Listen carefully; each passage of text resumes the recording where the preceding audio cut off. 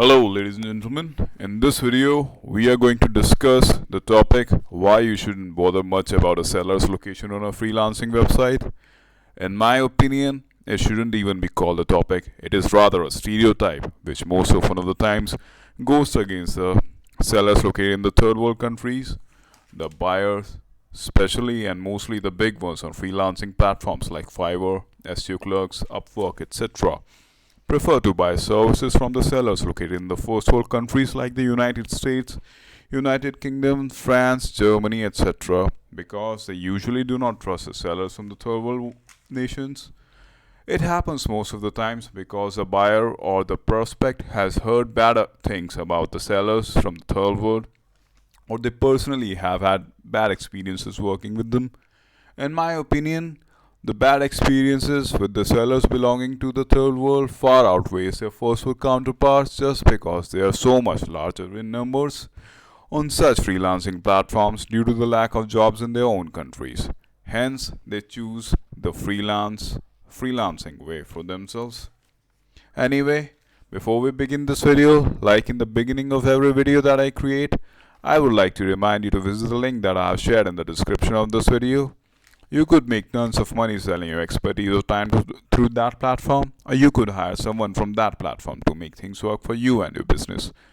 We have over 300,000 freelancers there on the website belonging to different niches. Let's begin the video now. I do not agree with those who trust and prefer sellers from the first world countries over the ones selling from the third world countries like Nigeria, India, Pakistan, Bangladesh, and Sri Lanka on freelancing platforms. I have been a regular buyer of these services on freelancing platforms like Fiverr, SEOClerks, Freelance, Upwork, and Odesk for over a decade now, and I never had a single issue while buying services from any of the sellers located in a third world country.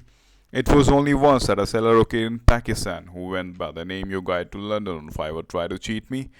They had thousands of 5-star ratings, and even after, when I told them clearly that I know what they were trying to do with me, and they wouldn't be able to go too far like that, they tried to convince me that they were right and they had done the work ordered even when no report was delivered to me.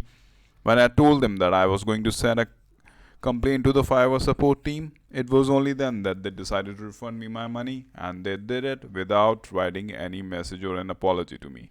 I know there are several sellers from the third world who have been operating through multiple accounts on Fiverr, but they are easy to detect if you follow certain steps. Some of these multiple seller account owners try to cheat you like that, your Guide to London guy, but you need not worry since a Fiverr support team is always there to help you out. I even know some dropshippers who failed with their dropshipping business, and since they were already aware of the Fiverr and other like SEO marketplaces, including SEOClerks, they turned into freelance online service resellers, many of them full time, and are now making a fortune. It is easy to detect them since they cannot sell at the same price as the real sellers of the services. Most of the times, they sell their services for 3 times of what it actually costs them. When I was a full time PBN services seller in SEOClerks, I encountered this man from Morocco who used to sell my PBN services for 25 times of what it used to cost to him actually. He couldn't last in the business for too long since his greed was too much and his English wasn't that good. He was also a little rude and unprofessional. I hate the fact that too many sellers on Fiverr, Elance, Odesk, SEOClerks, and on other freelancing platforms are too insecure about their actual location, and they rather use a VPN just to hide the country they really belong to.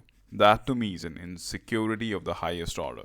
They should rather see themselves as a representative of their actual country and offer an extraordinarily good and honest service which will make their country proud of them, and their nation will rather see them as an asset.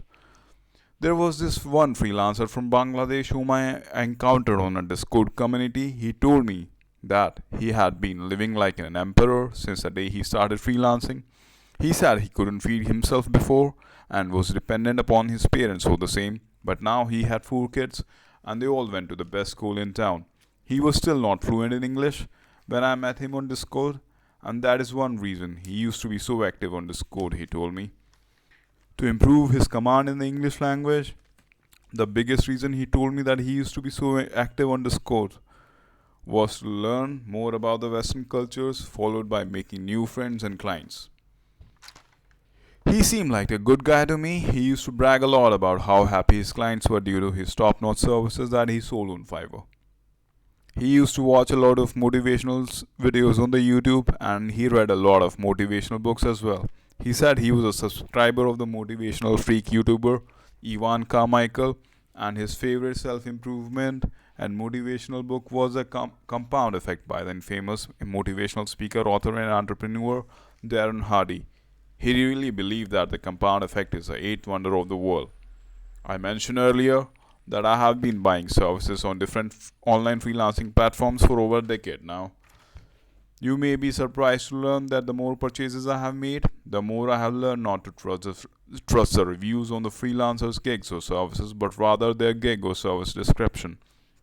See if they are fluent in the language which they claim in their description, if they have something to back up the number of projects which they claim they have worked on, if their pricing makes sense, and if they have something to back up the number of years which they claim they have been working for as a freelancer. If the seller on any SEO marketplace, especially on Fiverr or SEOClerks or any other website designed to be mainly a micro working paradise, claims that they can perform a specific task for any niche or location, the example could be that they can provide you a list of targeted emails for your niche, your city, your province, your country, or they could offer you a list of websites belonging to your niche or location. That would be too eager to exchange backlinks with you. Make sure that you contact such a seller first and explain crystal clearly about your niche or location or whatever is your main target. Me and thousands of other buyers on such platforms have had experiences where the so called expert on the task couldn't come up with what was ordered, and the biggest fault of most of us buyers was that we didn't contact the seller beforehand. That's it for right now. Do not forget to like, subscribe, and share this video. Also, do not forget to visit the link that I've shared in the description of this video. Thank you so much. Thank you for watching.